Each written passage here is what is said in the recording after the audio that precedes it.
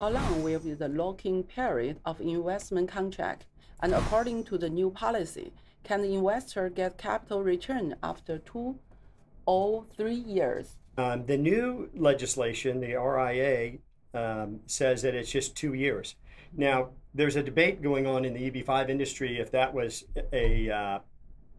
written incorrectly.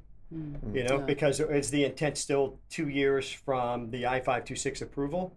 They wrote it 2 years from the investment date. So we don't know when we get the next EB5 bill in a few years if they're going to correct that. But right now, the letter of the law says 2 years from the investment. Now, the reality is EB5, very hard. Well, EB5 goes into real estate development. Okay. Real estate is, so real estate development by definition is construction. So you have probably a 2-year construction period for whatever it is that's being built. And then you have to stabilize the asset. We invest in student housing. Student housing stabilizes very quickly because all the pre-leasing is done while you're under construction. So you finish in July and everybody moves in August, and then hopefully if you do it right, you're stabilized. Apartments take a little longer. Apartments are probably 12 to 18 months to lease up and stabilize. A hotel is a little bit longer. Even longer, yeah. Even longer, because you need 2 years of net operating income to prove the durability of the business that the hotel has. And then once you decide to sell an asset, it's probably another 6 months because you interview brokers and they all give you these opinions of value. And then once you pick your broker, then they go out and market, and then you find your best price and most surety of closing. And then that institution usually, they've got to go through their due diligence and they've got to find financing. And so start to finish, that's a 6-month process. So even though the technical requirement right now for EB5 is 2 years, the reality is it's probably a 4-year investment. Yeah. I think they probably didn't really understand the real estate business because for them it's like it's just I think part of it is they've been criticized so heavily because of the old policy for Chinese investors that with the retrogression, their money is invested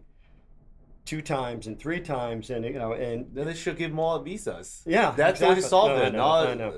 Launch these kind of policies, right? They should give more visas, solve the problem. It solved the problem. But what did they do? They changed the new legislation to try to make up for their previous transgressions, I guess. Yeah. So, but I mean, who knows if it was an error or if they meant to do that? But but the reality is, EB5 investors today should expect to be invested for what about the 3 to 5 years. possibility of bridge loan? Can a bridge loan be an EB5 kind of this? Because if it's a bridge loan, you can set up a time. Because it'll be replaced later. Well, we do bridge loans. Work with JWP, the current fund. The first investment we make is a multifamily south of Atlanta, and we close on October 31st, and then we're writing a check for about $15 million to close that. And as I say, we're filing the exemplar in a couple of weeks. We'll start filing investors, but we're bridging our investors. But even though we bridge the investors, the investor capital still has to go down and be at they call it a JCE, a job creating entity, for at least 24 months. And so let's say we start investing in November and we finish investing in January.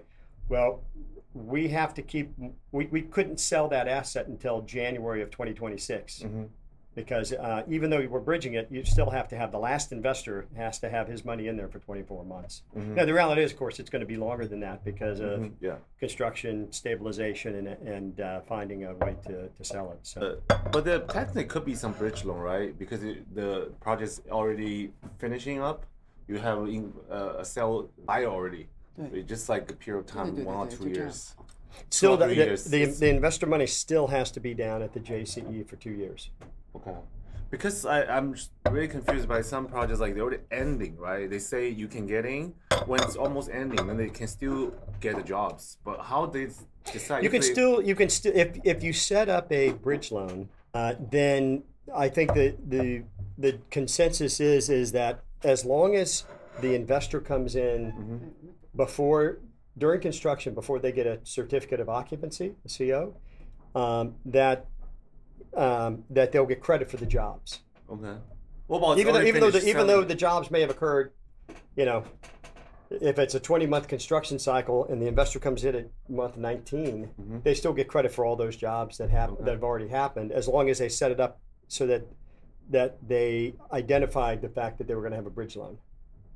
But even then, if the investor comes in at month 19, they still have to keep their money in for another 24 months. Yeah, but that's a possibility. They can get their money back in 2 or 3 years, right?